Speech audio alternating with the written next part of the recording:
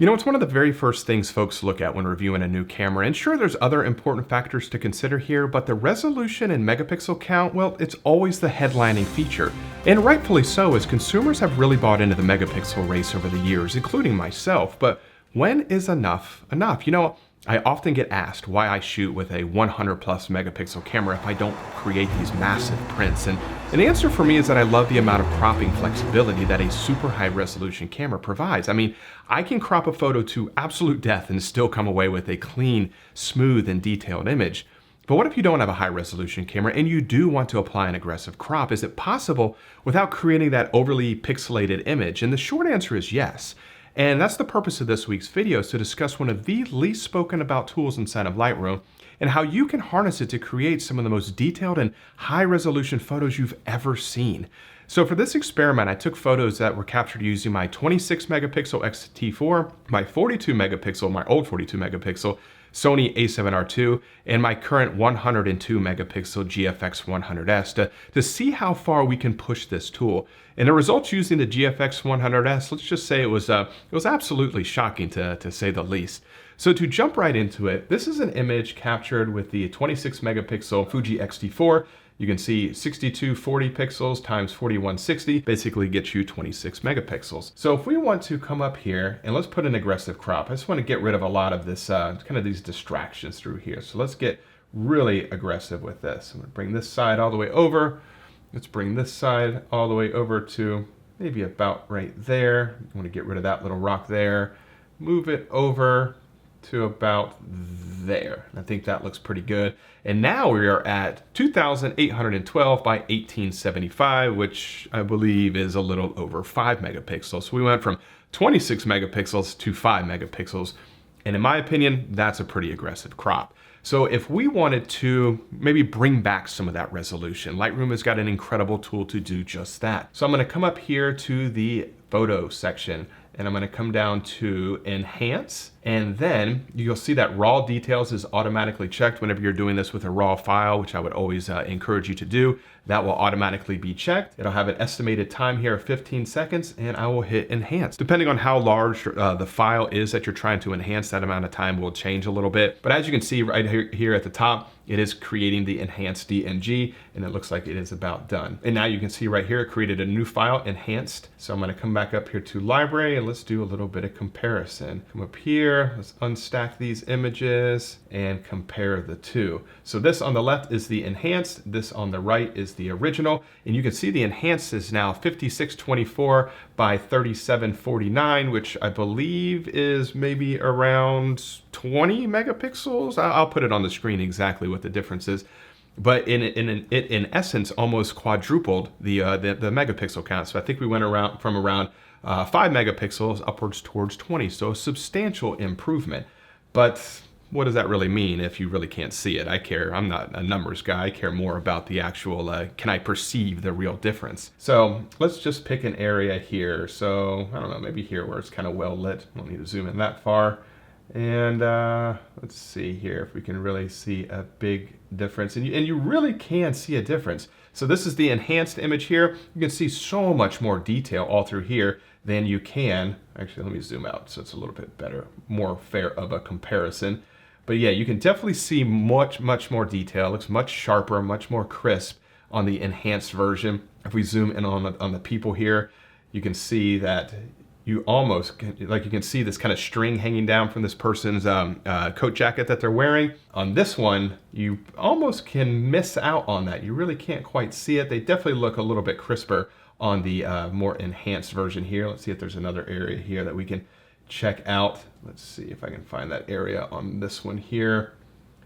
And yeah, the original photo definitely looks a little bit softer. It looks almost a little bit out of focus in a way, but the enhanced image, it definitely looks a lot crisper. So there was a substantial difference in that photograph. And I mentioned I have a couple comparisons. I wanted to do this image here too. This is a 42 megapixel file captured with my old Sony a7R Mark II. So for this one, we're gonna come up here to the develop module. We'll go down to the crop tool. Let's do something fun. Let's do a 16 by 10 crop.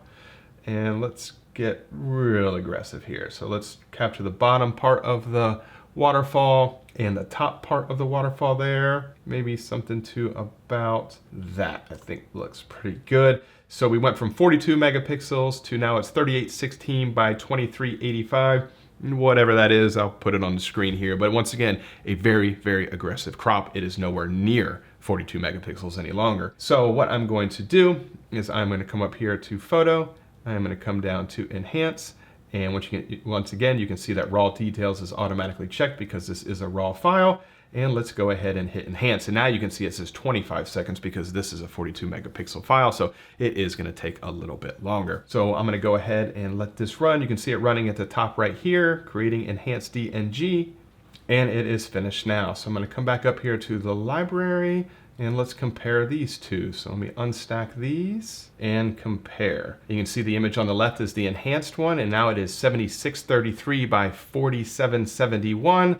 So if my very rough math is correct, I'm looking at around 30-ish megapixels. Anyway, substantially larger from where we cropped it down to. And let's do some comparison now. So let's zoom into maybe this area here. See if I can find it on this image. Let's see, and let these kind of catch up a little bit. The computer is thinking. All right, so move that over, move this one over, or zoom in just a little bit. I can't lock the comparisons here because the resolution on the enhanced image is substantially larger than the other. So if you kind of lock the zoom together, it doesn't quite work out. That's why I have to kind of freehand it a little bit. But as you can see, there's a substantial difference between these two. You can really see a lot more detail in the enhanced version right through here than you can the original cropped version. Let's find another location. Let's look at a tree here. So maybe this tree right here. Zoom out and find it. I think it's right there. Yeah, and look at the detail. You can see so much more detail in the tree here. The tree on the right side almost looks like there's a little bit of motion blur to it. It looks very soft and out of focus a little bit. The one that I was most excited about is the Fuji GFX 100S. So for this one, what I'm going to do, this is a photograph, a real quick handheld shot of from Iceland. And as you can see, this image is 11,648 pixels by 8,736 pixels. If you multiply those two numbers together, you're basically going to get 102 megapixels, which is an absolutely massive file. So what I'm going to do here, I'm not going to crop this photograph because I basically want to enhance this photo, and it's going to take it from 102 megapixels to 400 megapixels. So when I thought about this, I was like, oh my God, I cannot wait to see the detail here. This detail is going to be absolutely mind-boggling. And I picked this photograph because there is so much detail all throughout this scene, from the cars to the signs to the building to the doors to the windows. There's a lot going on in this photograph, so I figured this would be a perfect image to do this with. So I'm going to come back up here to photo. I'm going to come down to enhance, and then raw details is automatically selected again, and let's go ahead and hit enhance.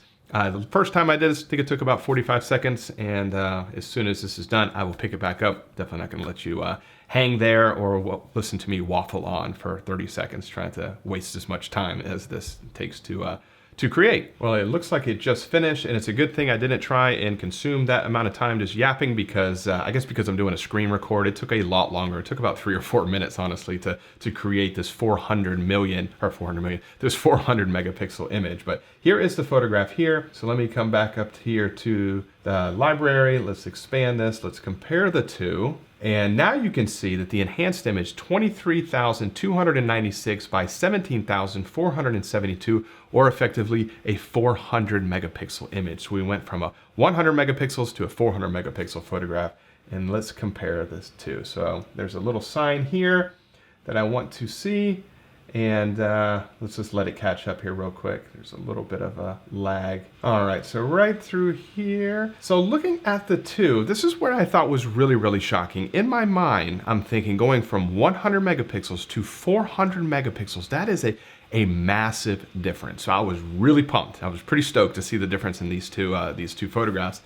But when I looked at the two, I can definitely see a little bit more detail in the 400 megapixel version than the 100 megapixel version, but it is not nearly as big of a difference as I thought, as I was originally anticipating. You can see the letters in the sign a little bit more crisp than here, and we're zoomed very, very far in. You can see on the preview panel right here how far we're actually zoomed in. Let's see if we can find another area right through here. I think this the door of this church up here had some nice detail in it. And right through here, and once again, like I really can't see any difference between these two photographs here. Maybe a tiny bit more detail in the 400 megapixel version versus the 100 megapixel version, but it is not nearly as big of a difference as I had originally anticipated there would be. Let's see if I can find one more area here without my computer absolutely exploding between the screen recording and this 400 megapixel file and then comparing it to a 100 megapixel file on my computer. I don't know if you can hear the fan, but it sounds like it's about to take off my desk and fly across the room. But you can see once again, just a tiny bit more detail in the enhanced version versus the 100 megapixel version. And I found that so shocking.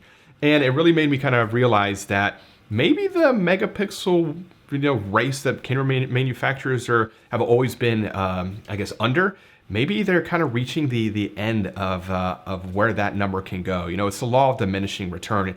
And from what I see here, once you get to around 100 megapixels, it's kind of hard to see a real perceived difference beyond that. So if a camera manufacturer came out with a 400 megapixel camera, I don't think it'd be really that big of a difference versus a 100 megapixel camera. And once again, I keep reiterating, we are zoomed in so far. Look at the preview panel up here, how far we are zoomed into these photographs, and you really can't see that big of a difference. And you really can't see any difference at all when you compare it at a normal, the way a normal person would view the photograph without actually pixel peeping. So if that is not a perfect example of the law of diminishing return, I don't know what is, because we could see a substantial difference using the 26 megapixel X-T4.